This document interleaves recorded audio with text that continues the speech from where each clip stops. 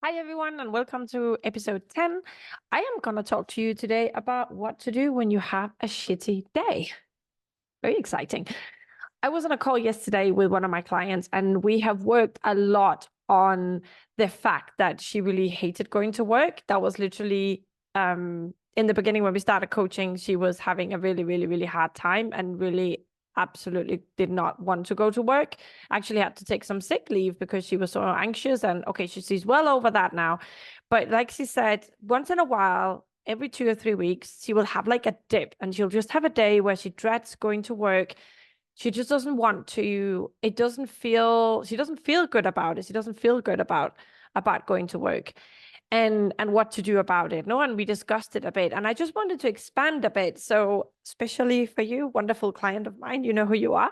And also to everybody else who have this, whether for some reason and you can't really find out what specifically is happening, but you just have this completely unmotivated day where you start questioning yourself, you question your career, you question your life, and everything is just meh.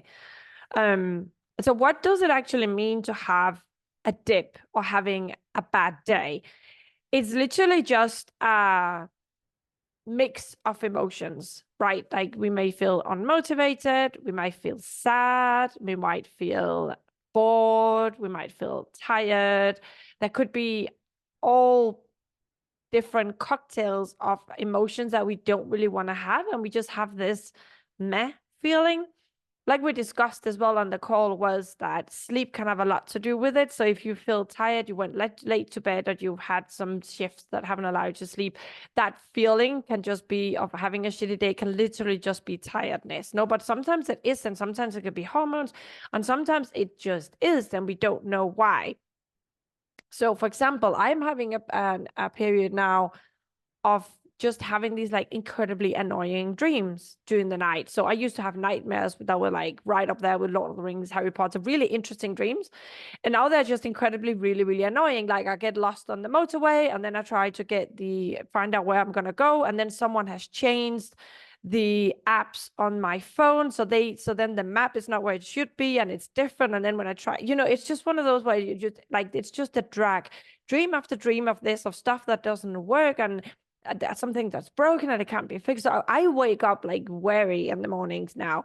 And I wake up like just like, oh my God, I already feel I've done so much. And I literally just got up. So I feel really unmotivated in the morning. And my way to get out of it is, first of all, notice for me, it was actually a problem, right? I made it a problem. I woke up and I was unmotivated, and what is wrong in my life? What is happening? Why am I feeling like this? And I was looking at my sleep. I was looking at my diet. Am I lacking some supplements? And I think it's actually for me right now, just the menopause, right? So I'm kind of like learning to deal with it.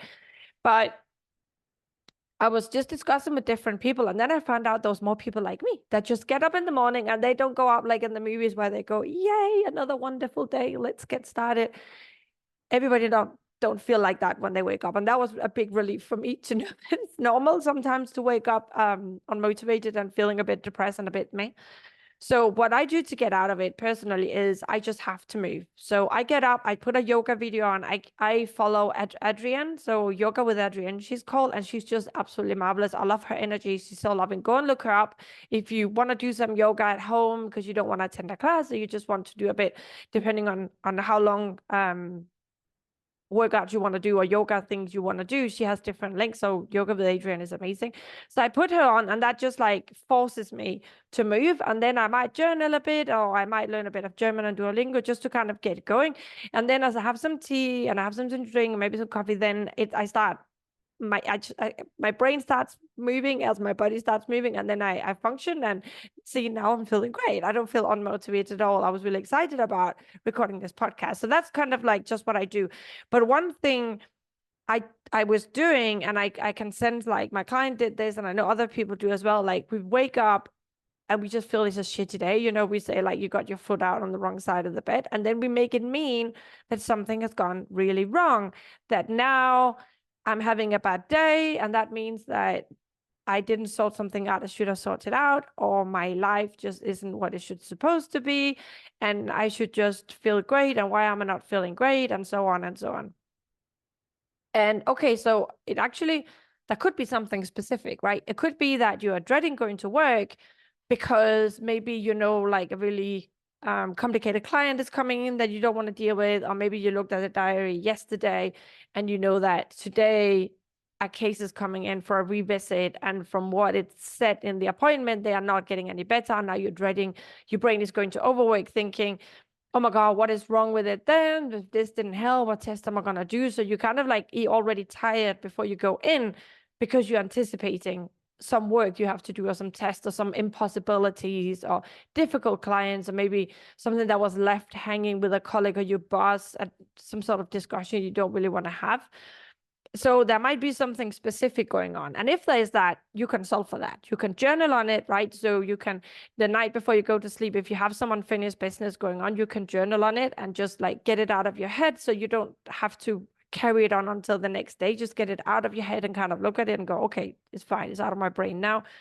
I also actually avoid looking at the calendar for next day, because if you do that, let's say you just look, say you have 10 appointments and maybe 3 surgeries, and then you see a surgery you maybe don't feel super comfortable doing, and now your brain will be worrying all night and tying you out, and by the time you wake up, like, you're just worn out because your brain has been worrying all night about this operation you're gonna do. So I actually personally would advise not to look in the diary the day before, and just take it as a come, like just deal with it next day, because everything you worry about at the end of the day, once you're in it, it's actually not that bad. So I would do that. I would also, another trick, if there's a specific reason why you don't want to go in, is if your brain is catastrophizing. And that's exactly it. No, so if your brain goes, oh my God, like we're having say there's a big spay tomorrow and she weighs more than 30 kilos and it's going to be so hard, there's going to be all this fat and it's going to bleed, and oh my God, the other vet that's on with me is not that helpful, so they're not going to support me. You know, just notice when your brain starts catastrophizing, or a client that comes in that's normally not that helpful or can be a bit off-putting, you start catastrophizing that, oh, the conversation you're going to have and it's not going to go well. So just notice and catch your brain if it's catastrophizing in any way. That's a good trick, so you don't kind of keep doing that throughout the night and then you wake up in a bad mood, and it's literally just because you've had inner conversations all night about this specific thing. No? And if you still dread going into work for something that you don't really want, let's say like you think it's going to be a busy day or whatever it is, like there's another specific reason you don't want to go in, I like to also go way out and get a really good perspective. So my husband and I today, we were discussing about the Irish navvies, which were these poor people that helped build the canal in England and Ireland. And I think it was 30% of them were Irish and the rest were English. And then they would have fights between them. But they were just like, imagine shoveling mud all day. And then when they got paid daily, they would spend it on ale because they wanted to get drunk so they could forget about their miserable life. And sometimes instead of paying them money, the owners or whatever, the ones who were in charge of the canals would then have to pay them slips so they could get food. And this is just the same thing day in, day out, day in, day out. And they were living in these shambles that were kind of like built temporarily that they could then move on. So they could continue digging the canals like every day of their life. So Bruce and I was saying today, we were like, we don't even know we're born. Like, imagine having that job. So I do like to have a perspective when I compare to, okay, so when I go to work, I take a plane, I take a train, I have like a coffee, I have a croissant, you know, and for my night shift, you know, I'm under a roof, I have help, you know, it's really nice. I get a perspective so I don't feel such a victim. And of course, if your work is a really horrible place, if it's really toxic, your boss is terrible and don't respect your boundaries, or you know, all the clients are just like horrible and don't want to pay, or they don't appreciate anything you do, or whatever it is that makes your specific workplace really, really hard and really horrible. And so this dip day or this bad day you have, and this dread of going into work actually has a specific reason, and it's written not a place that you should or anybody should be working, then you need to do something about it, right? Then you need to, instead of just dreading it every day and fantasizing about what else you could do or how things should just be better, is then actually sit down and have a serious conversation with yourself, or get coached or speak to someone, whatever, like whoever you can speak to, or write down, like, what change can you make, you know, and how can you decide what you're going to do from now on. in my client's case, that's how she was in the beginning. Her workplace seemed really hard, but it was actually more the way she was approaching it, like approaching her colleagues, approaching the clients, approaching her boss. And she's so good now at setting boundaries that she really enjoy her job, because now, like, the clients cannot chat forever, making her go late. You know, if the boss tries to get her to do something she doesn't want to, she will just say no. She's much more open and happy to speak with her colleagues because she doesn't feel so judged by them. So it's also a lot, I think, depends on you. And I'm not saying, of course, that there are no toxic workplaces. And sometimes the place you're in is just not for you, right? Sometimes we can be in a place that might be really good for one type of person, but the type of person you are for what you want to do with your life, it's just not for you. And that's also, you need to find out then, so you can change, right? But that's one side of the spectrum. But the other side of it is that maybe you have a really great life and you have a great family and you have a great job, and sometimes you just have bad days. And I think the way we are perceiving life right now, and the way it's being exposed to us, like in films, books, shows, social media, is that we should just be happy every day.